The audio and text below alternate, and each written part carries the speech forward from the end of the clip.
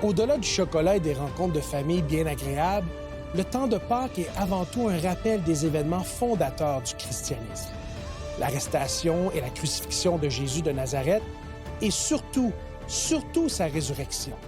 Et personne, ou presque, ne remet en question le caractère historique de la mort de Jésus, mais beaucoup ont du mal à croire qu'il est vraiment revenu à la vie.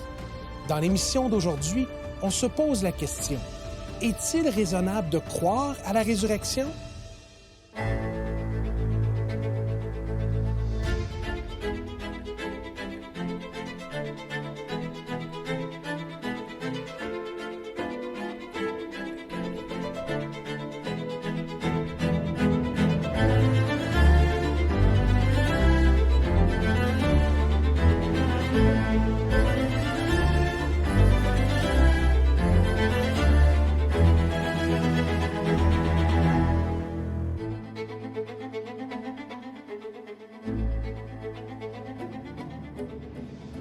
J'aimerais vous souhaiter la bienvenue à l'émission Elle est écrite. Aujourd'hui, dans le cadre de notre thématique qui est axée sur Pâques, nous allons discuter de la résurrection. Plus précisément, est-il raisonnable de croire à la résurrection? Et j'ai avec moi celui que vous connaissez bien, le pasteur Rémi Ballet. Bonjour Rémi. Bonjour Patrick. La résurrection, évidemment, en tant que chrétien, ça me semble fondamental comme concept théologique biblique, mais en même temps... dans le contexte de Pâques, je pense qu'il y a un certain nombre de choses à dire sur la résurrection. Entre autres, est-ce que c'est raisonnable d'y croire? Alors, je pense que la première chose qu'il faut qu'on rappelle, c'est que par rapport au message du Christ et de l'Évangile, c'est la résurrection ou rien. Dans le sens où Jésus est venu disant « Je suis l'envoyé de Dieu, je suis le Messie promis ».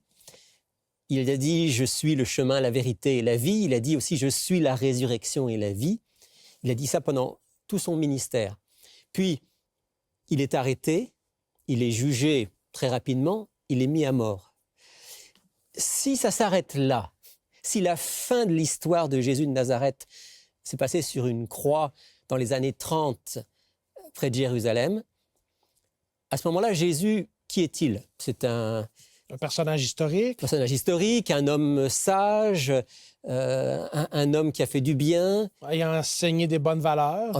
Un bon enseignant, quelqu'un qui pourra laisser une trace par sa pensée, c'est tout. Mais il ne peut pas être, s'il est mort sur la croix, point final, il ne peut pas être ce qu'il a dit qu'il était.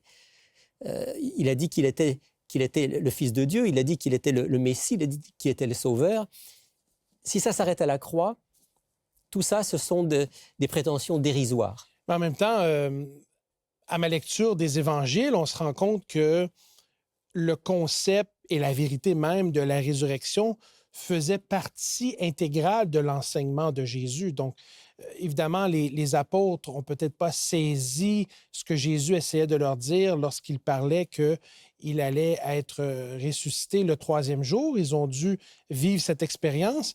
Mais il me semble que pour tout chrétien, si on enlève la résurrection de l'équation, c'est un château de cartes qui s'écoule. Complètement. Par contre, on a dit, si Jésus n'est pas ressuscité, bon, on peut le considérer comme un homme de bien, mais certainement pas comme le Messie. Maintenant, s'il est ressuscité, et c'est ce dont on parle aujourd'hui, là, ça change tout. Ben là, on parle au niveau du thème de l'émission, évidemment, j'en profite pour te souhaiter joyeuse Pâques. Merci à toi également, Patrick, et à tous nos auditeurs. À tous nos auditeurs, effectivement. La Pâques est une occasion pour nous, justement, de se souvenir de non seulement cette crucifixion qui a eu lieu, mais cette résurrection. Dans le titre de l'émission, on se pose la question de savoir est-ce que c'est raisonnable d'y croire? Donc, pour que cela soit raisonnable, il doit y avoir, en quelque part, à la fois un acte de foi de notre part, mais aussi de l'évidence d'une certaine façon. Oui, et peut-être quand même, avant de venir aux évidences, Patrick, rappelez que ça sera quand même toujours une question de foi, dans le sens où la résurrection, enfin revenir à la vie, c'est quelque chose qui est tellement en dehors de notre expérience normale. Hein, je pense que ni toi ni moi, on a vu quelqu'un mourir, être vraiment mort, certifié par le médecin.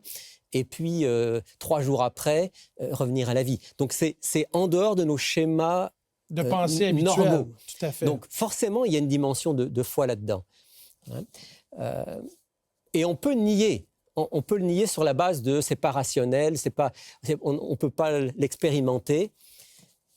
Mais en même temps, il faut aller quand même voir, est-ce qu'il y a des évidences? Est-ce qu'au-delà de la tendance sceptique normale, il y a quand même des évidences qui peuvent nous faire penser qu'il est vraiment ressuscité? C'est un sujet intéressant parce que, en fait, au niveau de la Bible, certaines démarches au niveau de l'histoire, au niveau de l'archéologie, ont été capables de démontrer certains fondements, du moins en ce qui concerne la crucifixion. Par contre, en ce qui concerne la résurrection, je suis curieux d'entendre tes propos en ce qui a trait aux évidences qui nous portent à s'accrocher à cette vérité biblique. Parce que moi personnellement, je ne crois pas à la résurrection nécessairement basée sur les évidences qui nous sont présentées. J'y crois principalement à cause de mon expérience personnelle avec Dieu. Mais je peux me mettre à la place d'un auditeur qui s'intéresse à la Bible, n'est pas trop sûr et est à la recherche de les évidences pour être utiles pour construire la foi. Oui. Je redis ce que j'ai dit il y a un instant, ça sera toujours du domaine de la foi. Mais ce qui est important dans la Bible, c'est que la Bible n'est pas simplement un livre de sagesse ou d'expérience spirituelle ou mystique, c'est aussi un livre d'histoire. Et si on enlève de la Bible l'histoire, et si on enlève le Christ historique, eh bien, en fait, il ne reste pas grand-chose. Alors, tu dis que toi, ce qui te convainc de la résurrection, c'est ton expérience avec le Christ, et d'une certaine manière, je pense que tout chrétien dirait la même chose. Néanmoins, quand on lit le Nouveau Testament, les apôtres ne disaient pas, écoutez, expérimentez que Jésus est vivant. Et vous aurez l'évidence qu'il est ressuscité. Voilà, ils ne sont pas du tout allés dans cette direction-là. En fait, essentiellement, le Nouveau Testament dit, il y a des témoins. Alors, on peut regarder... Des témoins oculaires. Des témoins oculaires. On peut regarder ensemble. Donc, Jésus avait annoncé qu'il ressusciterait. Peut-être on peut déjà lire un texte dans lequel on voit que Jésus avait annoncé cela. Par exemple, dans l'Évangile selon Matthieu, au chapitre 20, et au verset 17 et jusqu'au verset 19. Matthieu 20, 17 à 19. Je vais lire. Et donc, j'ai comme en tête dans ma Bible, Jésus annonce sa mort et sa résurrection. Verset 17. Pendant que Jésus montait à Jérusalem, il prit à part les 12 disciples et leur dit en chemin, « Voici, nous montons à Jérusalem, et le Fils de l'homme sera livré aux principaux sacrificateurs et aux scribes, ils le condamneront à mort. Et ils le livreront aux païens pour qu'ils se moquent de lui, le battent de verges et le crucifient, et le 3e jour, il ressuscitera. » Voilà. Donc, Jésus est très lucide sur ce qui va lui arriver. Il sait qu'il y a beaucoup de jalousie par rapport à cet engouement qu'il y a autour de lui. Il sait que forcément le message de vérité qu'il donne heurte certains. Il va être arrêté, il va être mis à mort. Mais il annonce le 3e jour, il ressuscitera. Réfléchis un instant, Patrick, à ça. Imagine que quelqu'un, n'importe qui, un leader religieux, dise je sais que je vais bientôt mourir, mais ensuite je vais ressusciter. Je ne sais pas si tu as été en mesure de décoder mon non-verbal, mais ça frôle la folie. Alors c'est ça. En fait, c'est ça. Ou bien ce Jésus qui annonce ça, ou bien quelque part il est fou, un fou génial, comme certains diraient, ou bien il est très sûr de ce qui va se passer pour lui. Et la suite du récit biblique nous montre pourquoi il avait cette certitude. Alors, on peut lire maintenant les témoignages, parce qu'en fait, fondamentalement, la résurrection repose sur des témoignages. Et les témoignages, en fait, ont été une forme de publicité vivante et dans l'action, c'est-à-dire qu'il y a eu beaucoup de bouche à oreille parce que certains l'ont vu et ont été en mesure de témoigner qu'ils l'ont vu. Et c'est comme ça, on va le voir, que le christianisme est né. Il y a une sorte de résumé dans l'évangile de Marc au chapitre 16, des gens qui l'ont vu après qu'ils soient revenus à la vie. Donc si on va dans Marc chapitre 16, à partir du verset 9 et peut-être jusqu'au verset 14, on a un bon résumé. Je vais te laisser le lire. Je vais le lire. Ressuscité le dimanche matin, Jésus apparut d'abord à Marie de Magdala, dont il avait chassé 7 démons. Elle partit l'annoncer à ceux qui avaient été avec lui et qui étaient tristes et pleuraient. Mais quand ils entendirent qu'il était vivant et qu'elle l'avait vu, ils ne la crurent pas. Après cela, il apparut sous une autre forme à 2 d'entre eux qui se rendaient à la campagne. Eux aussi revinrent l'annoncer aux autres, qui ne les crurent pas non plus. Enfin, il apparut aux 11 pendant qu'ils étaient à table. Il leur reprocha leur incrédulité et la dureté de leur cœur, parce qu'ils n'avaient pas cru ceux qu'il avait vus ressusciter. Alors, intéressant, parce que eux non plus n'y croient pas. Et s'il y avait quelqu'un qui aurait dû croire, en fait, c'est ceux qui ont passé tant de temps avec lui et auprès duquel, en fait, il avait pris le temps d'expliquer que ces choses allaient se produire. Mais c'est tellement, encore une fois, en dehors de nos schémas mentaux. De penser, tout à fait. Que c'était incroyable. Mais remarque bien ici, donc, il est question de Marie de Magdala, qui l'a vu, qui témoigne, 2 disciples qui se rendent à la campagne, on sait par l'évangéliste Luc que ce sont ceux qu'on appelle les disciples d'Emmaüs. Puis ici, les 11. Donc là, petit à petit, il y a une accumulation de témoins, de gens qui le voient apparaître. Et si on va dans la première lettre de Paul aux Corinthiens, on va voir que ça va beaucoup plus loin que ça. Dans la première lettre de Paul aux Corinthiens, au chapitre 15, à partir du verset 3 et jusqu'au verset 8. Et c'est important qu'on lise ces versets parce que c'est là-dessus que reposent les évidences de la résurrection. Je vais le lire. 1 Corinthiens, chapitre 15, les versets 3 à 8.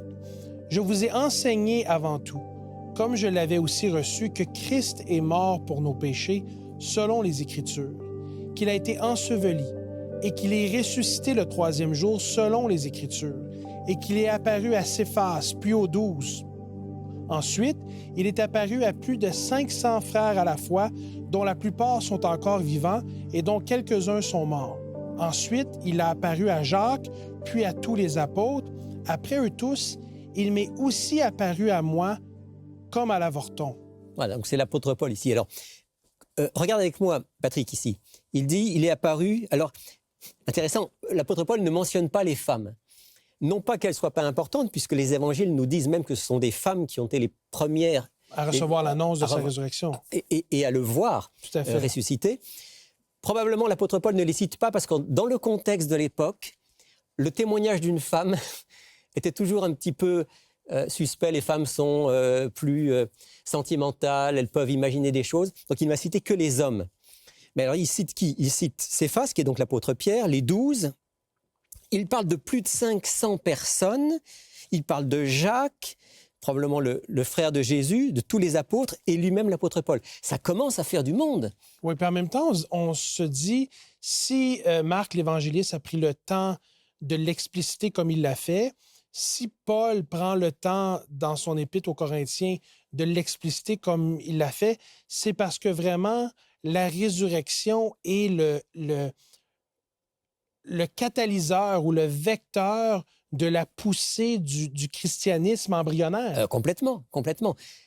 Parce que ça, en fait, c'est quand on réfléchit à la résurrection, ce qui me vient à l'esprit, c'est cette idée. Ils avaient vraiment de l'engouement pour ce message. Or, s'il n'était pas vraiment ressuscité, pourquoi est-ce que les apôtres auraient eu autant d'engouement à vouloir partager cette nouvelle? On peut difficilement expliquer l'enthousiasme, vraiment l'enthousiasme des premiers chrétiens et l'expansion incroyable au 1er siècle du christianisme s'il n'y a pas derrière ça un événement extraordinaire. Oui, parce qu'au final, il n'y a personne qui a fait ça, en fait, pour... quand on regarde la vie des apôtres et l'histoire, personne n'a fait ça pour s'enrichir, pour un gain. En fait, ils ont surtout souffert. Ils ont été persécutés. Ils ont souffert énormément pour ce message. Mais pour qu'ils aient, comme tu dis, autant d'enthousiasme, c'est parce qu'il y avait quelque chose de fondamentalement vrai dans ce qui s'était passé et l'opportunité de vivre quelque chose de très important, c'est-à-dire la nouvelle naissance et le pardon, le salut en Jésus, pour qu'il décide de vraiment amener ce message à tous qui sont prêts à l'écouter, finalement. Et tu as remarqué que dans le texte qu'on a lu dans la première lettre aux Corinthiens, l'apôtre Paul mentionne plus de 500 personnes à la fois. La plupart sont encore vivants, dont quelques-uns sont morts. C'est une manière pour l'apôtre Paul de dire à ses lecteurs, vous savez, vous pouvez aller les rencontrer. Il y en a qui sont encore vivants, vous pouvez leur parler. La plupart sont encore vivants, allez les voir, c'est des témoins. Ils vont vous dire dans quel contexte qu'ils l'ont vu ressusciter. Exactement. Et je pense qu'aujourd'hui, s'il y avait un événement même extraordinaire, même difficile à croire, et puis qu'il y ait 500 personnes qui disent, mais nous on l'a vu. Ça serait difficile de nier. Ça serait difficile de le nier. D'autant plus que, comme on vient de le dire, à partir de là naît un mouvement qui a un dynamisme extraordinaire, sans compter qu'il va y avoir aussi des miracles extraordinaires qui vont se passer. On sent qu'il y a là quelque chose qui est plus que du domaine de l'illusion. Alors on a essayé, beaucoup ont essayé d'amener des théories pour expliquer pourquoi ça avait pu se passer si Jésus n'était pas vraiment ressuscité. Alors on a dit par exemple, mais en fait, Jésus, ils l'ont vu vivant parce qu'il n'était pas vraiment mort. Donc il aurait d'une façon ou d'une autre échappé Ça, c'est une des théories. Sur la croix, quand on l'a descendu, il n'était pas vraiment mort, il était juste évanoui. Et puis dans la tombe, dans la fraîcheur de la tombe, il se serait réveillé. Mais c'est un peu abracadabrant, si vous me permettez l'expression, parce que ça voudrait dire, premièrement, que tous ceux qui ont constaté sa mort se sont trompés. Ça voudrait dire ensuite qu'il aurait été mis dans le tombeau et dans l'état où il était après avoir été battu, etc. Il se réveille, puis il est en forme pour rouler la pierre. Et se manifester, se présenter. Ça semble complètement et en plus, ça aurait fait de lui un menteur. Bien sûr, ni plus ni moins. Bien sûr, bien sûr. Alors, d'autres ont dit non, c'est pas ça, mais c'est que les disciples ont volé son corps. Les disciples sont venus, ils ont roulé la pierre, ils ont pris son corps, et puis ensuite ils ont dit regardez, le tombeau est vide. Et d'ailleurs, en ce qui concerne le récit biblique, au niveau des Romains, c'était une crainte qui avait été abordée. Puis c'est ce que c'est pour ça qu'on voulait avoir des centurions qui... Alors, on avait mis une garde parce que, tu te souviens, c'est l'évangéliste Matthieu qui nous parle de ça. Les chefs juifs avaient dit, attention, cet homme a dit qu'il allait ressusciter, mettez une garde pour pas qu'il puisse y avoir de fraude. Et qu'on raconte d'histoire. Alors, là aussi, dire que les disciples sont venus voler son corps, les disciples, on sait qu'ils étaient complètement découragés et qu'ils se cachaient. Ils avaient peur aussi qu'il leur arrive la même chose. 2, il y avait une garde, tu viens de le mentionner, donc il aurait fallu que les disciples arrivent à prendre le corps malgré la garde romaine qui était là. Et ensuite, qu'est-ce qu'ils auraient fait du corps? Puis, comment est-ce qu'on pourrait expliquer que des gens qui auraient volé le corps, ensuite proclament la résurrection avec autant d'enthousiasme, alors qu'ils savent que c'est un mensonge, et sont prêts à donner leur vie? Oui, au dépend de leur vie. Et pour moi, c'est probablement un des arguments les plus solides. C'est que si on choisit de donner notre vie pour une cause quelconque, c'est parce qu'en quelque part, cette cause pour nous est le fruit d'une conviction profonde. Absolument. Qui est enracinée dans la réalité et dans la vérité, d'une certaine façon. Bon, on peut trouver des exemples où certaines personnes, malheureusement, ont eu des convictions qui n'étaient pas le reflet de la réalité. Mais, ouais, tu as raison. Mais dans ce cas-ci... autant de personnes... Exact. Parce qu'il y en a qui ont dit aussi que c'était une hallucination. Ils ont eu une hallucination, ils ont vu... De masse, là. Ouais. Mais 500 personnes qui ont la même hallucination, là, on n'est plus dans le domaine du possible. Mais ce qui est intéressant... Par contre, c'est aussi de faire le pont entre ce que les évangiles nous rapportent, mais ensuite ce que Paul, lui, vit comme expérience. Parce que Paul, lui, va avoir une expérience en voyant le Christ ressuscité, mais à partir d'un autre contexte. Parce que, du moins, moi, ce qui donne du poids à l'argument de la résurrection, c'est de voir la transformation dans la vie de Paul suite au fait qu'il rencontre le Christ ressuscité.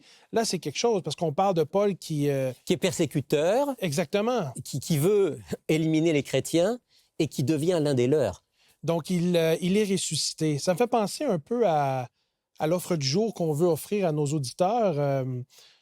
Un livret téléchargeable, PDF. Absolument. On invite nos auditeurs visiter notre site web ilestécrit.tv et se procurer ce livret qui est fort intéressant et qui donne des informations très éclairantes et même encourageantes sur cette notion de la résurrection. Qui reprend en fait les derniers chapitres des évangiles qui tous parlent de la résurrection.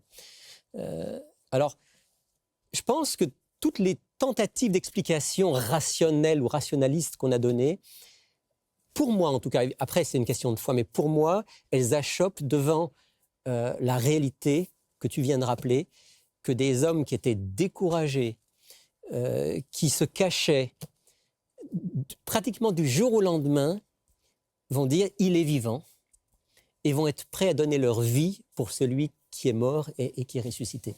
Mais Rémi, dans le cadre de l'émission de Pâques, on fait l'apologie de la résurrection du Christ. Mais la vraie question qu'on doit se poser, en quelque sorte, c'est « mais pourquoi?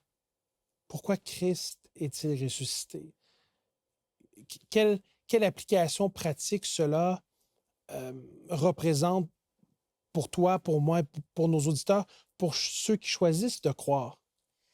La résurrection de Jésus, c'est d'abord l'assurance qu'il était ce qu'il a dit qu'il était, c'est-à-dire l'envoyé de Dieu, le Messie, le sauveur du monde.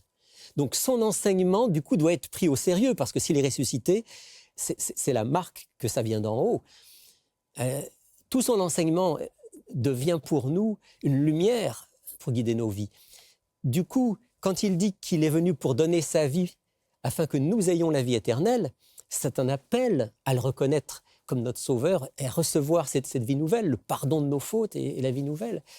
C'est aussi l'assurance, la résurrection de Jésus, qu'un jour, nous pouvons nous aussi vivre cette expérience, puisque la Bible parle du jour de la résurrection pour tous les enfants de Dieu à la fin des temps. Donc c'est une immense bonne nouvelle. Un évangile, ça veut dire bonne nouvelle. Et si tu me permets d'en rajouter une couche, en ce qui me concerne, la résurrection, c'est aussi l'opportunité d'avoir le Christ ressuscité qui habite en nous. Absolument. Par la foi, qui est avec nous et en nous pour nous soutenir, nous encourager, nous guider. Rémi, j'ai beaucoup apprécié notre échange aujourd'hui dans le cadre de notre émission de Pâques. J'aimerais te remercier et j'espère que nos auditeurs auront le désir et le goût de se rapprocher davantage de Christ et de se laisser aimer par le Christ ressuscité. Aurais-tu la gentillesse de prier pour nous? Certainement, certainement. Seigneur Jésus, tu nous permets de nous adresser directement à toi parce que tu es vivant aujourd'hui et parce que tu veux intervenir dans nos vies. Merci de t'être révélé à nous comme notre frère qui a donné sa vie pour nous, qui est ressuscité et qui aujourd'hui agit dans le cœur et dans la vie de tous ceux qui veulent bien te faire une place. Peut-être que certains de nos auditeurs se posent encore la question, est-ce qu'il est vraiment ressuscité? Est-ce qu'il est vraiment vivant? Guide-les, Seigneur, dans leur recherche et révèle-toi à eux, afin qu'ils puissent eux aussi goûter à cette joie qu'il y a à vivre en communion avec toi, être guidés par toi.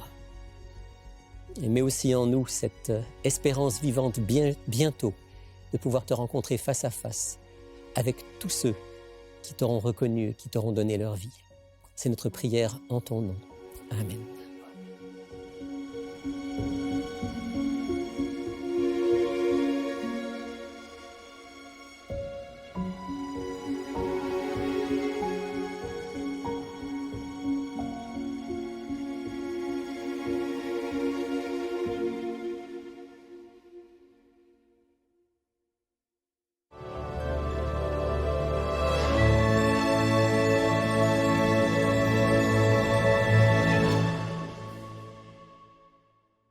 Aujourd'hui, Alberto, on va faire plaisir à nos auditeurs. Oui, oui. L'offre va être gratuite. Oui, c'est une bonne nouvelle. Oui, alors on va leur offrir un petit livret qui s'intitule « Il est ressuscité », bien en rapport avec le sujet du jour.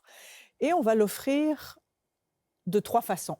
Oui, oui. La première, traditionnelle, un petit livret papier qu'on peut commander, qu'on va leur envoyer par la poste. Ensuite, ils peuvent aussi aller, pour ceux qui ont accès à Internet, sur notre boutique. Oui. Il est écrit.tv, boutique, et le livret va être là en format PDF Oui, oui. qu'ils vont pouvoir télécharger. Oui. Maintenant, pour les amoureux de la lecture, j'ai le format complet.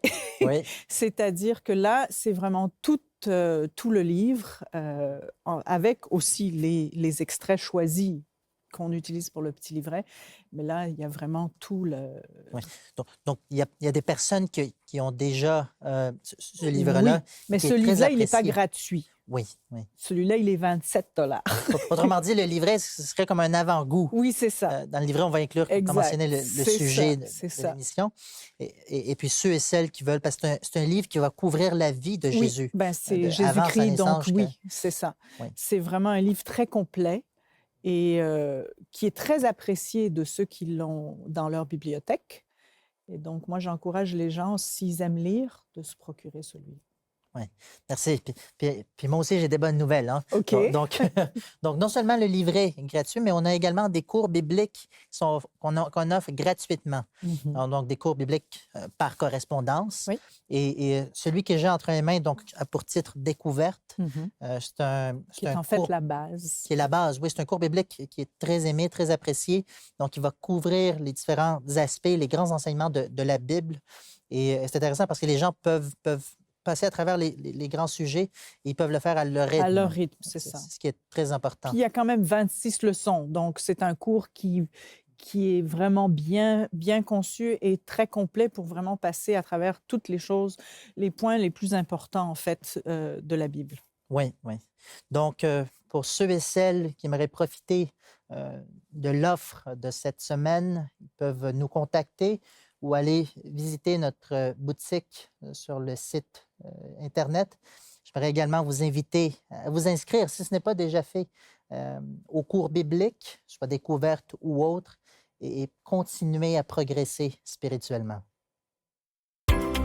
Vous pouvez commander l'offre de la semaine sur notre site Internet ilestécrit.tv ou par téléphone au 514-729-3515 ou encore 1-866-729-3515. Voici également notre adresse. Il est écrit Caisse postale 99, succursale Rosemont, Montréal, H1X 3B6.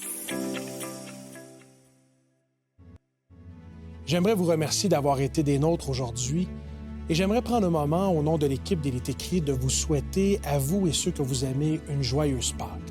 En espérant que l'émission d'aujourd'hui vous a permis de découvrir à nouveau à quel point Dieu est amour.